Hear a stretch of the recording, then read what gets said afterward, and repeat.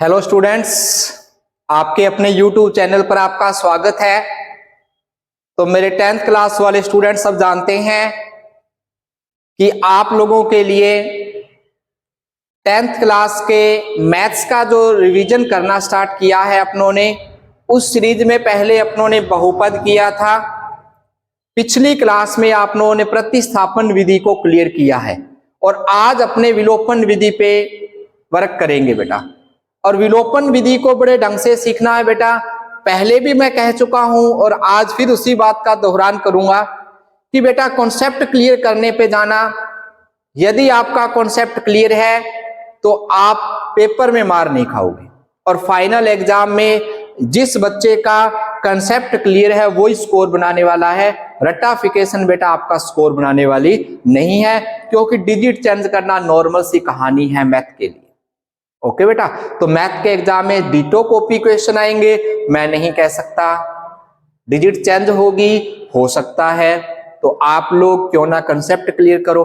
और फिर एक बात कह रहा हूं, यदि आप रोज ढंग से इन क्वेश्चनों को करोगे, कोशिश करूंगा मैं आपको रोज वीडियो उपलब्ध करवाऊं, रोज आपको क्लासेज उपलब्ध करवा दूं, और आप इन क्लासेज को करोगे तो मेरी गारंटी है पर्सनली, आप ढंग से करोगे तो आप एग्जाम में मार खाने वाले नहीं हो, आप लोगों का अच्छा स्कोर आएगा, ये मेरी गारंटी है। ओके स्टूडेंट्स, तो चलो विलोपन विधि पे वर्क करने जा रहे हैं। प्रतिस्थापन विधि को आपने कंठस्थ कर लिया बेटा।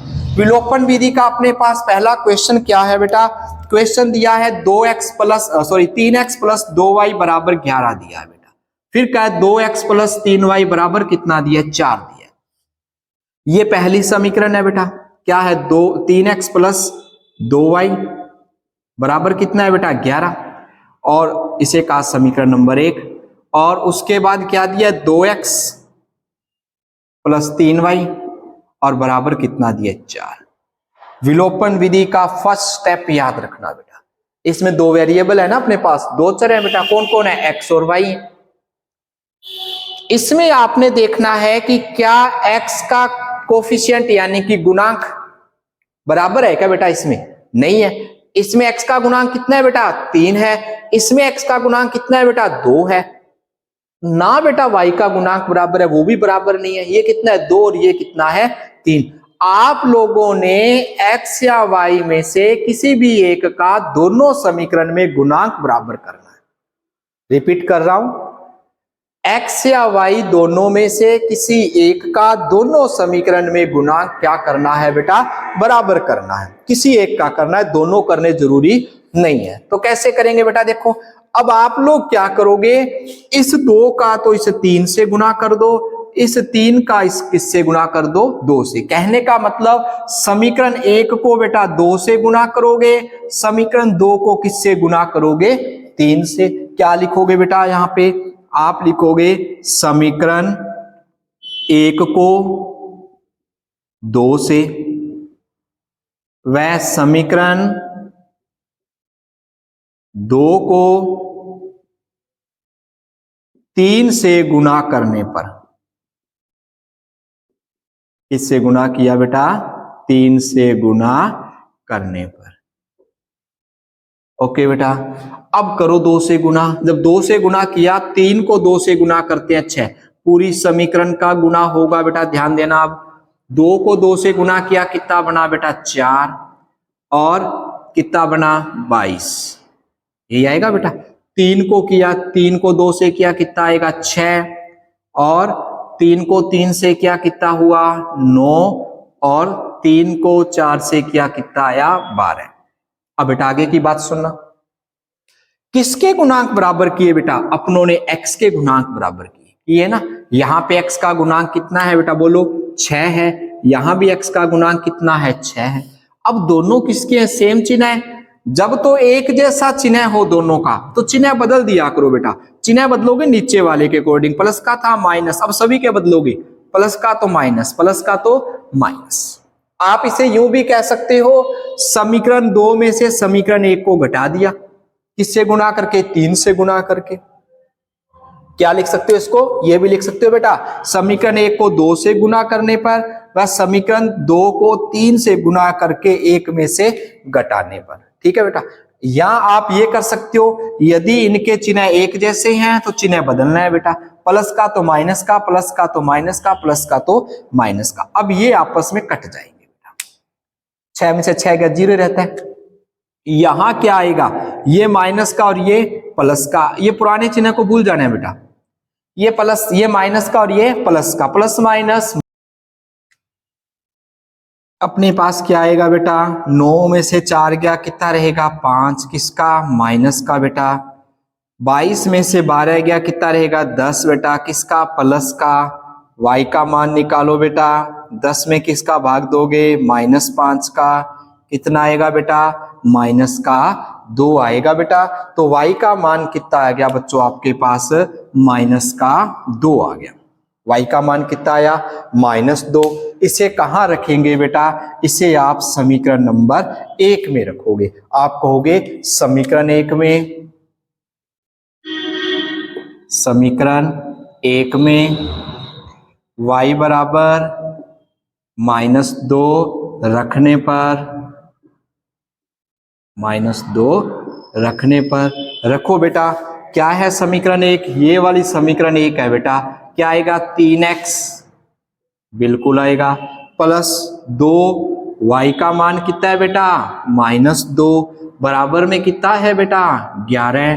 क्या बना 3x, 2 को 2 से किया 4, प्लस माइनस माइनस बराबर कितना है बेटा 11।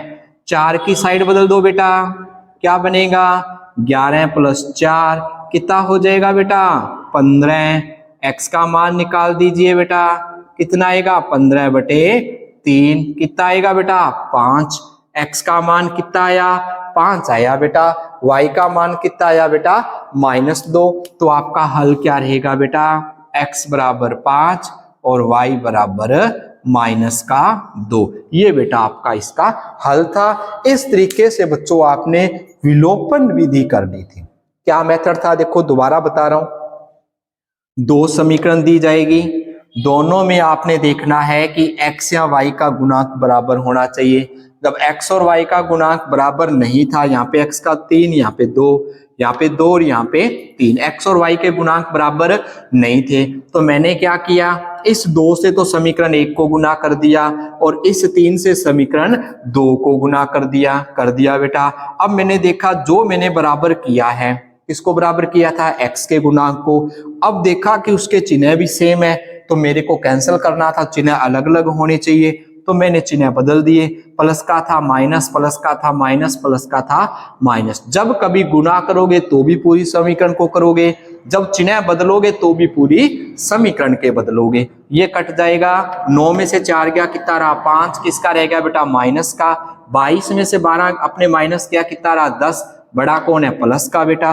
5 गुना में भाग में गया, y का मान कितना आ गया -2। प्यारे बच्चों, आपको बड़े इजी तरीके से करवाने की मैं कोशिश कर रहा हूं, फिर भी कोई डाउट रहे तो आप बोल सकते हो बेटा। उसके बाद समीकरण 1 में y का मान कितना रखा -2 रखा। क्या था 3x प्लस 2y, y की जगह कितना लिखना है बेटा -2 बराबर में कितना है बेटा 11। 2 को 2 से गुना किया कितना आया 4, प्लस माइनस माइनस, तो आप लोग क्या कहोगे बेटा, इसकी साइड बदलोगे, किसका हो जाएगा प्लस का। और 11 और 4 कितने होते हैं बेटा 15। 3 गुना में तो कहां गया भाग में, x का मान कितना आया बेटा 5 आया। x का मान 5, y का मान -2 इसका सॉल्यूशन था। किसी भी बच्चे को डाउट रहता है यदि, तो वो इस वैल्यू को यहाँ पे रख के देख सकता है, कोई भी समीकरण में रख लो।